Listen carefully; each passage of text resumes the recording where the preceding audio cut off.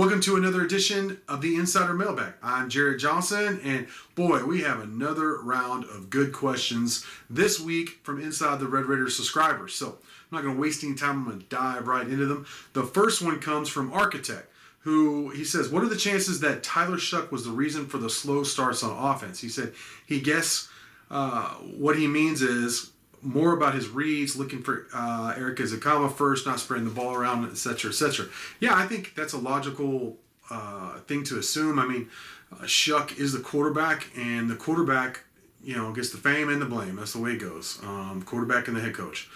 So yeah, he's culpable for those slow starts. But I think also, if we really are looking at this logically, the whole team is culpable. As I like to say, everybody's got some stank on for those slow starts. Because, look at the first game against Houston. It wasn't Shuck's fault that the offense didn't even see the ball until about 2 minutes left in the first quarter. It's hard to have a fast start on offense when you don't see the ball. As Houston had that long opening drive and then onside kick and another long drive. So, but then again, the offense has sputtered early in game some. And then, you look at Stephen F. Austin in the second game. They had that quick strike actually early, that big play, but then nothing else the rest of the half. He threw a pick six, really struggled there early against Stephen F. Austin. That whole game really Shuck had a bad game. So yeah, he has some culpability in that for sure. Florida International offense again started kind of shaky. Marquise Waters gets that pick six, and then Tech blows Florida International out by the game was over by halftime, and Shuck had a career game that game. So I think, as usual, I think it's gray. As the quarterback, does Tyler Shuck take some blame for those slow starts? Yes. Do I think he zeroed in on Easy a little too much? Some, although, if you single Easy, logic also dictates, hey man, you try and get him the ball. But then, like I said, I think everybody's culpable in the slow starts. Let's see. I think it's going to be a major key this week. I think it helped last week against West Virginia that Tech actually got the ball first. But I will say they did actually turn the ball over in their first possession with that wide receiver pass. So hopefully, if they're moving the ball well with Columbia, let's just keep the ball in his hands. I like Donovan Smith doing some things, but Columbia's been so good and effective that let's see what he can do. Let's see what plays he can make.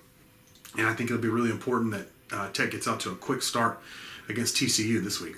All right, DL Vet asks, he said, so out of all the backup players forced into action against West Virginia, and boy, do I have a lot to choose from, who impressed me the most? I tell you what, my biggest concern, I know EZ is a big deal, losing Taj Brooks or leading rusher is a big deal, but I felt like they have really good depth at those positions, in the secondary going into the game. They, of course, Muddy Waters being out was bad. I didn't know about Fields until I didn't know for sure that he was going to be out until the night before the game. And now I thought that would be a big loss, but I really thought Dawson Deaton being out in center would just, against this West Virginia defensive line that, everybody always talks about. It's a good defensive line. Tech seems to handle them every year, but, it's a good defensive line. I didn't know if it would be Weston Ride or Josh Berger playing center, but, I know Josh Berger's a starter, but not at center. Actually, he said this week that was the first time playing center since 6th grade. And he played very well. And they brought in Ethan Card, a big dude who normally plays tackle, who I thought actually was much better at guard. And he's still missing blocks and pass pro, but ultimately, he actually did some damage in the run game. He moved some guys, pushed some guys around. 6'8", 320-pound dude. Ethan Card was good at right guard. Josh Berger was very good at center. I was very impressed with the job he did. On the other side of the ball, guys like, I know Adrian Fry got burnt a couple of times, but he competed. He's made some plays this season. He's versatile. He can play some corner and some safety. And then I thought young Nate Floyd, who I've been high on since before he got on campus. I just, really liked him. I remember looking back and watching film out of A&M Consolidated and thought Tech was just getting a really versatile player. And lo and behold, he's playing both corner and safety. And he stepped in there at safety when Reggie Pearson went down, which that's another big blow, and played well. So I thought almost everybody who stepped in played well. That's how you get a big road win like that, facing all that adversity, is a guy stepping in and playing well. I think it really showed off what we've been talking about, that Tech actually has real depth this season for the first time in a while. I'm not saying it's where everybody wants it to be, but I'm just saying the fact that so many guys were able to step in, the team was still able to be effective and ultimately get out of a really tough place to play with a victory, a huge victory. I mean, that proof is in the pudding, right? All right, next question comes from Anonymous, who says, if West Virginia was the game that saved Texas Tech's season, and you could certainly make that argument, he said, would you consider this game versus TCU a game that could potentially vault Texas Tech into a program-changing season, meaning like 7 or 8 regular season wins for Texas Tech? Absolutely. After you asked this question, so you asked this question before I wrote this story, but I wrote a story Tuesday night after asking Coach Wells during his press conference about just kind of what kind of opportunity Texas Tech has. And that's exactly what this game is a tremendous opportunity. Texas Tech's 4-1, 1-1 in the Big 12, best start to a season since 2017. Oh, by the way, the last time you went to a bowl game. It's 6 p.m. homecoming night game at the Jones on ESPN against an in-state conference rival who is lit. They're hurt. They've lost 2 in a row. I'm going to get into this later. TCU they've given up 200 yards per game on the ground. Every game's been at home. This is against, even Long Island's on their schedule. Cal, SMU's good. And then, of course, Texas, they're good. But, they're giving up over 200 yards a game on the ground and over 5 yards per carry. It's not what we're used to seeing from TCU, period. So this is not a great defensive TCU team. And offensively, they're one-dimensional. So now that one dimension is very good overall. Very good team. Still not a solid team with a good coach in Gary Patterson. So you can get beat absolutely. And Vegas has TCU favored. Last I saw by 2. But circling back around to your question, yeah, it's a tremendous opportunity. And you win this game, you're 5-1 overall, 2-1 in conference.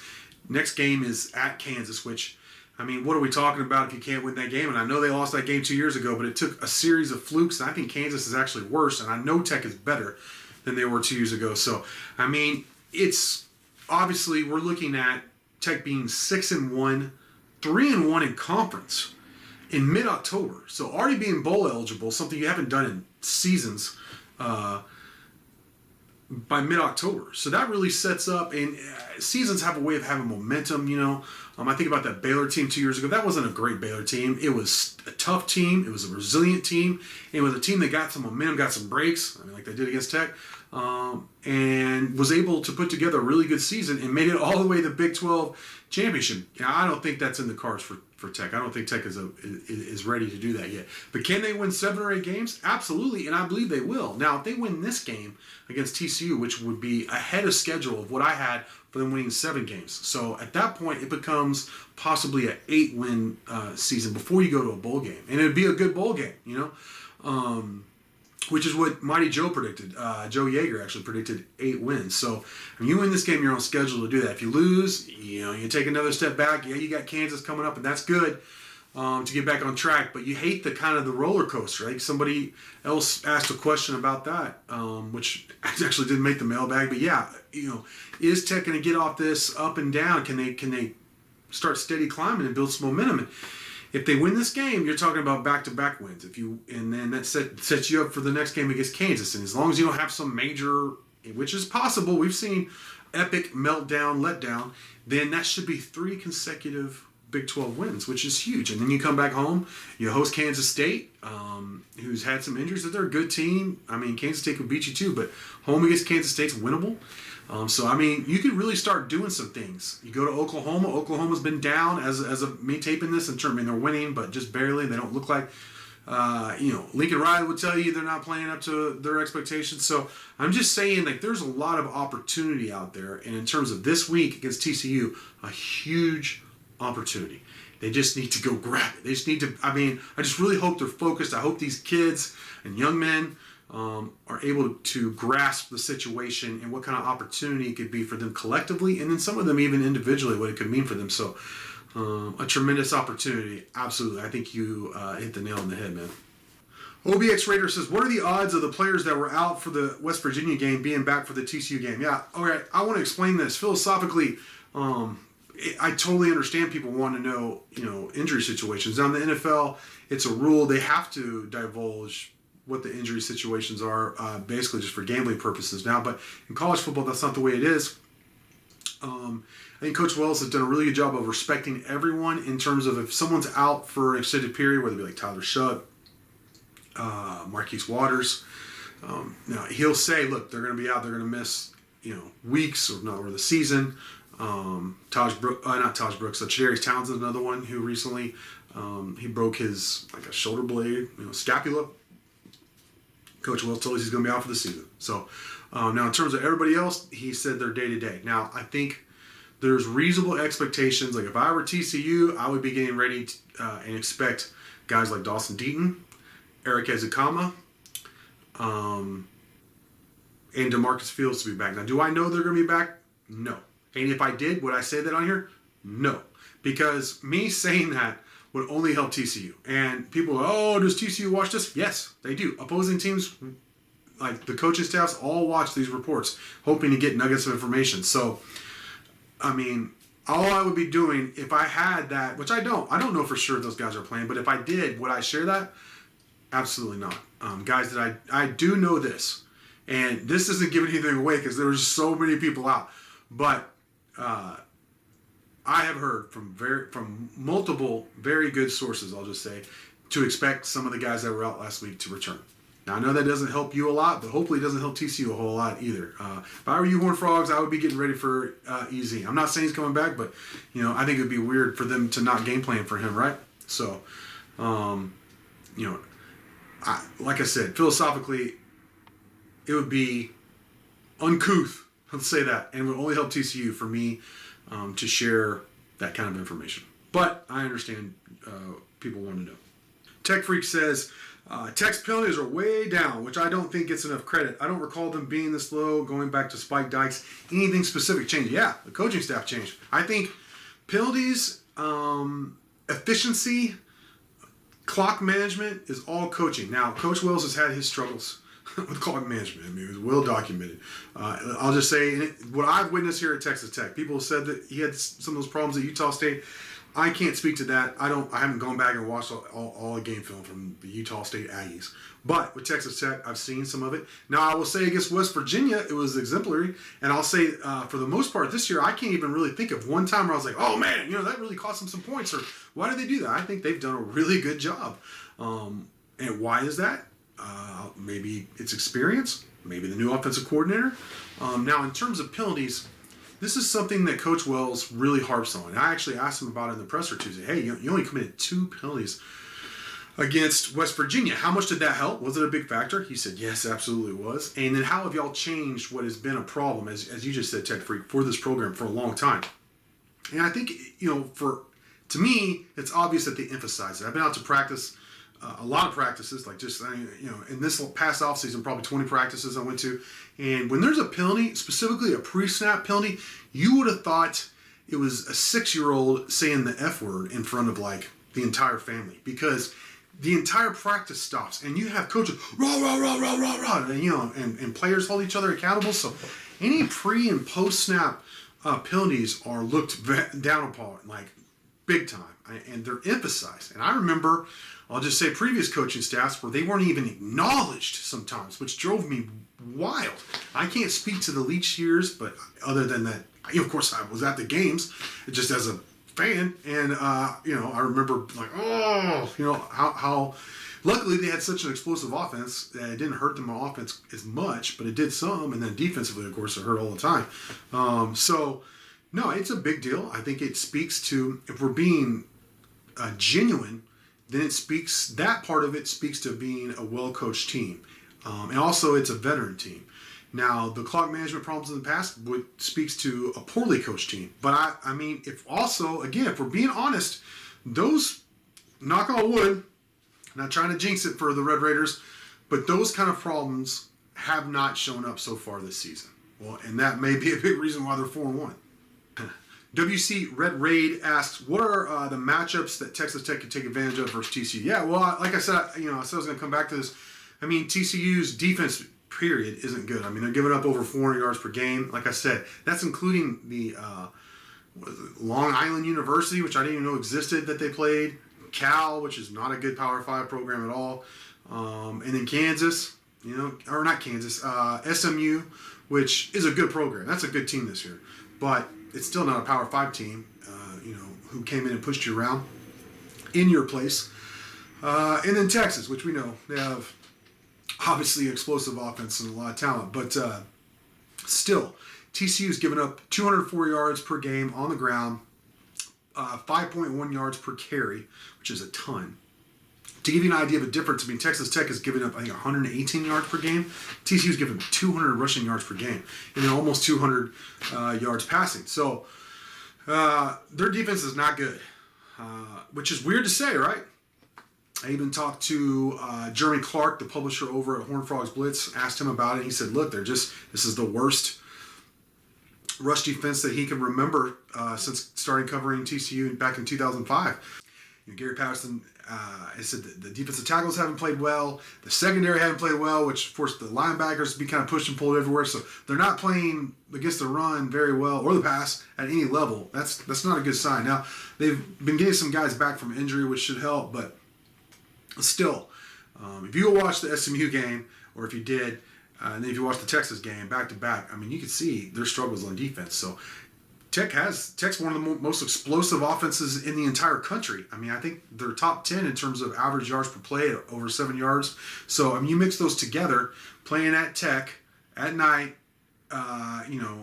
blackout, all that stuff, I think Texas Tech should be able to push them around. I really do. I think Tech should be able to run the ball, and I think they should be able to hit some really explosive plays off the RPO game and play action behind that. So, and I think they're going to, I think there's a chance, to take advantage of maybe TCU overcompensating for, not being able to stop the run. So, there's going to be opportunities for big plays there. It's just, will Texas Tech take advantage? Will they be able to hit on them? A lot of times this year they've been able to. We'll see if they are Saturday night, if they're able to Saturday night against TCU. Salad Tramp says, do you think we get a chance to see more of Donovan Smith's skills in the coming weeks? Yeah, I do.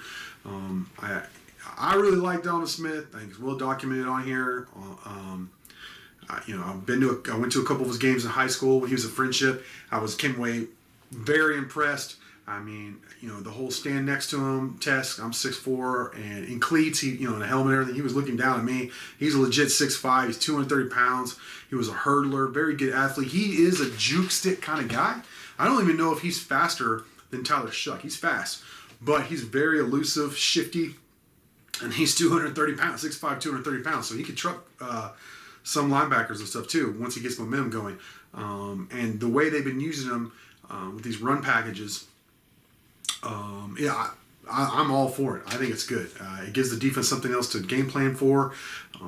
It brings in just another facet, another weapon. And he can throw. He has a heck of an arm. He has a better arm than like Nick Shimanek did, certainly Alan Bowman, all that. This dude can sling it. So, I look for that, some kind of play action, something deep. I don't know if he's going to do it this week or what, but just logic dictates that that's coming. So if teams are going to try and load up against the run, which they're going to have to at some point, when he comes in, look for a big play off of that. And it's just going to be, once again, do they connect? Do they take advantage of the moment, seize the moment or not? And we'll see, right? All right, this is basically a question about the soul of Texas Tech's defense, or at least Keith Patterson's scheme. Too many Pattersons in this game.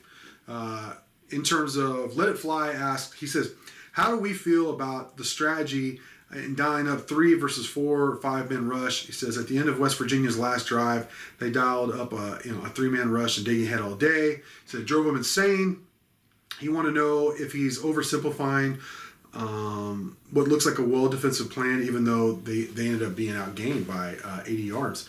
Yeah, first off, I know I've read a couple of things like West Virginia talking about that, and that whole mentality seems I get that, but yards can be empty, especially if you don't capitalize. Like Texas Tech's defense did a good job of stopping or slowing West Virginia in the red zone. And also, it didn't commit a lot of penalties. I think the defense had one face mask, which was really a 50-50 call. But other than that, the defense played really sound football, which is crazy because 2 weeks ago it was the opposite. But they played sound football, and in terms of the rush, look, here's the thing. everyone points to the 3-man rush and being very frustrated with that. I'm frustrated with not being able to get a pass rush because the bottom line is, and I'm frustrated with them not being able to cover. Here's my problem: is if you're going to rush 3 and you don't get pressure, which that might happen, okay? You better be able to cover for an extended period, at least come up with a cover sack or something. But they're not doing that. So if you're going to drop 8 and not cover anybody, what's the point? Might as well gamble and send more blisters. There has been a couple of times where the covers has held up, but there's been so many times where I'm like, what are the guys doing back there in the back end? If they're dropping 8 in zone, which is what they do a lot when they blitz, or they only rush 3, is why are these guys realize that just because they're in a spot doesn't mean, like, they still have to cover whoever comes in their area, you know, and be a ball player, react, and, you know, if they see something, jump on it, all that, you know. But then again, I've seen Tech rush 4 or 5 and not get there still.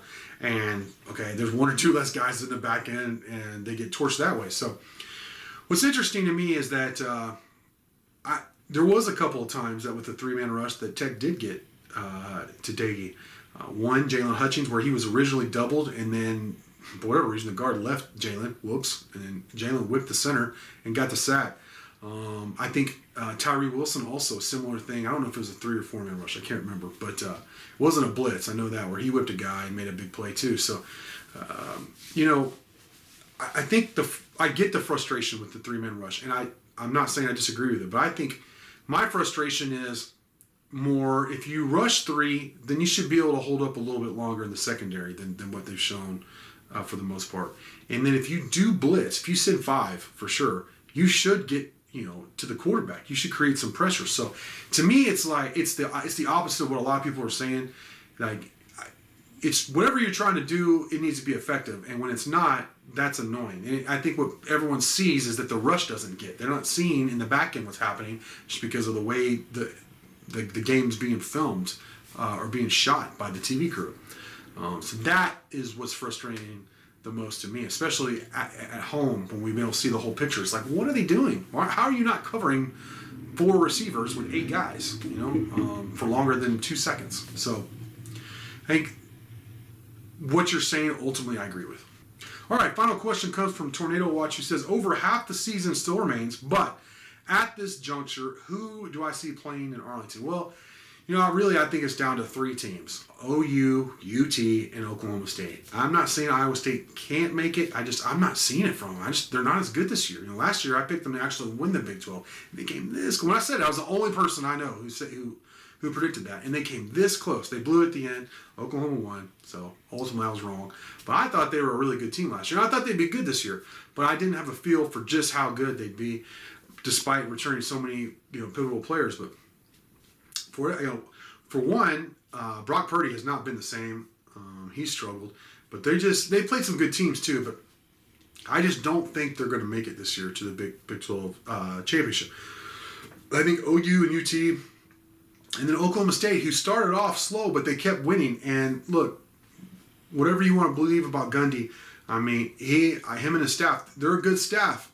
They usually get better as the season goes along. Now, they seem to never be able to beat Oklahoma, but, you know, they consistently put up 9-10 win seasons, and I think they'll be there in the end. So it'll be between those 3 teams. 2 of them will make it, and then, you know, this year I think we'll see who progresses and who gets better, who's able to stay relatively healthy. But I think the 2 teams who actually compete in the Big 12 championship will come from those 3 teams, and then obviously, you know, the winner. So that's the way I see it. So with that, I just want to thank everyone, all the subscribers who submitted questions. Great questions this week.